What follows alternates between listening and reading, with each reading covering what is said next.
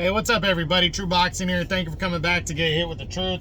So today we are doing the what's next on Emanuel Navarrette, the reigning WBO super featherweight champion of the world, following his dominating 12-round unanimous decision over Oscar Valdez in their big-time fight on August 12th. Before we get into that, if you guys could smash the like button, leave a comment, subscribe to the channel. I really do appreciate any and all support that I can get as I try to continue to build my channel up here. So back to Navarrette. You know, it was such a commanding victory. In my opinion, the biggest win of his career. To be able to just not only defeat Oscar Valdez, I mean, that in itself is a feat, but to dominate him really kind of, you know, made this one stick out immensely. You know, it was a big win for a good, solid champion in Navarrette. And now the big question is, what's next following this victory? You know, Top Rank doesn't have a lot of options at 130, and it's going to be interesting to see when he comes back and who he fights. I mean, I would wager probably January, February. That's about 5-6 months out of the ring right there. But let's run through the top 10 and see what could be possible. We start with a rematch with Oscar Valdez. There's no need for a rematch. They were talking about that in the ring, and I'm just like, why? But to be honest, I wouldn't be completely surprised if a rematch happened. I don't think Valdez is going to want it, but I think if there's no other options and Valdez does decide that he wants it that bad, I think the possibility of a rematch is there, because the rounds were competitive. Some of the rounds were competitive. It's just Navarrette outworked them and it just outdid them and outpointed them. It was, to me, it was somewhat one-sided in terms of the scores of the fight, you know. But some of the rounds were competitive. Valdez got his shots in and stuff, but you know, it for the most part was a commanding, deserving decision for Navarrette. So a rematch, you know, I guess, yeah, if there's no other option, but I don't know if Valdez is gonna want that, because he kind of got beat up in this fight. Joe Cordina, the IBF champion. Would love to see this fight, but I think Cordina is really wrapped up in the whole IBF situation and the All England situation. And what that means is Cordina, likely, in my opinion, is going to fight Zelfa Barrett next. And then you got Shavkat Rakhimov is sitting right there, kind of with the idea of trying to make a dent himself and become, you know, get right back in the mix after his split decision lost to Cordina. Then you got Lee Wood battling Josh Warrington, and the likelihood of those guys staying at 126 and making a mandatory after they deal with each other in October, you know, not likely. The winner's probably going to want to move up and fight Cordina. So Cordina seems like he has so many other options to where he doesn't have to cross the street and work with Top Rank and ESPN and try to unify belts against Navarrette. So I don't see that fight happening next for Navarrete. Then there's O'Shaquie Foster, the WBC champ. He's a promotional free agent right now. Technically, this fight can happen if Navarrete wanted it. To be honest, I think Navarrete saw all he needed to see when Ray Vargas fought Foster. Foster's going to be tough. He's going to be tough to beat. Now, if Navarrete wants to throw his balls on the table and go for unification, he's one of those guys that I think could absolutely do it. But is Bob Arum going to want to roll that dice? We'll see. We'll see. I think it's possible, but I think it's less than 50%, because Foster has a difficult style to look good against.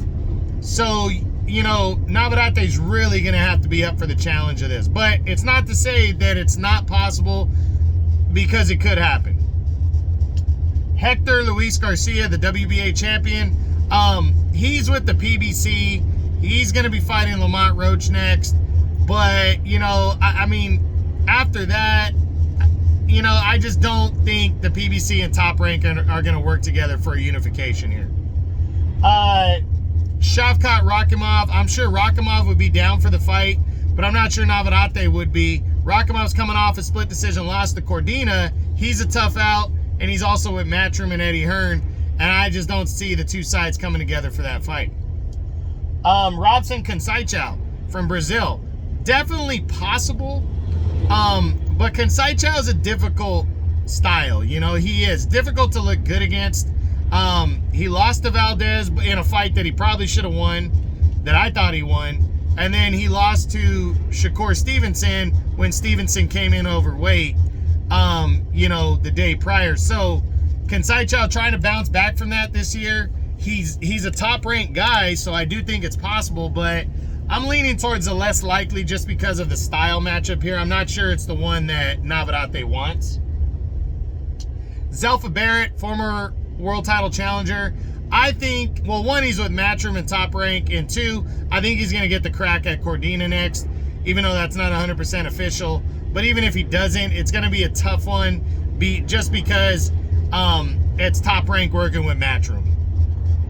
Lamont Roach Jr., mandatory challenger, former world title challenger. He's supposed to be fighting Hector Luis Garcia next in a mandatory fight, so I don't see Lamont Roach and Navarrette happening. And then Mark Magsayo, he's a PBC guy. He's supposed to be moving up to 130, and I think him and Navarrete would be a banger.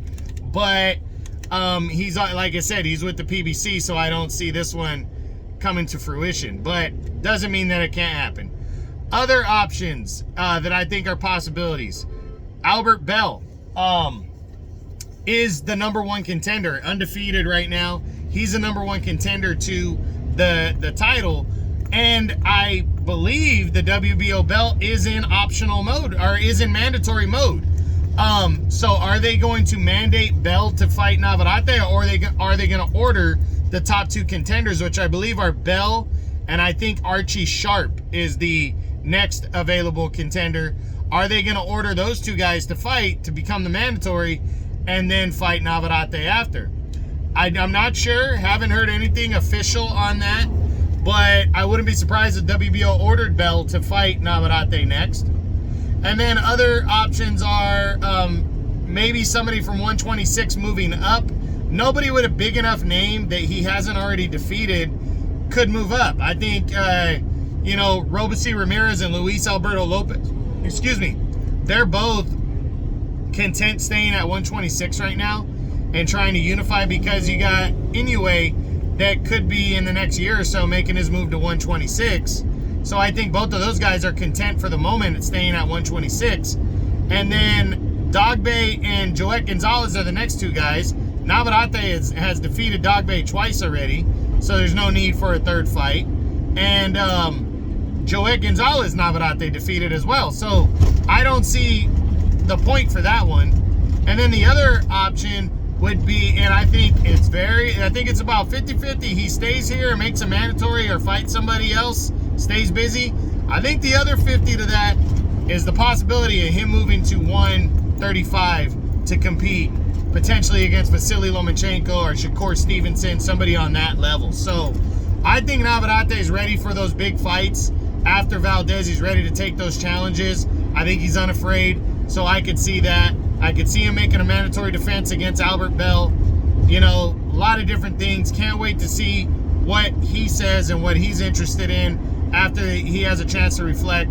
But that's it. That's what I got. That's my what's next on Emanuel Navarrete, the reigning WBO super featherweight champion at 130 pounds. Hope you enjoyed the video. If you did, smash the like button, leave a comment, subscribe to the channel.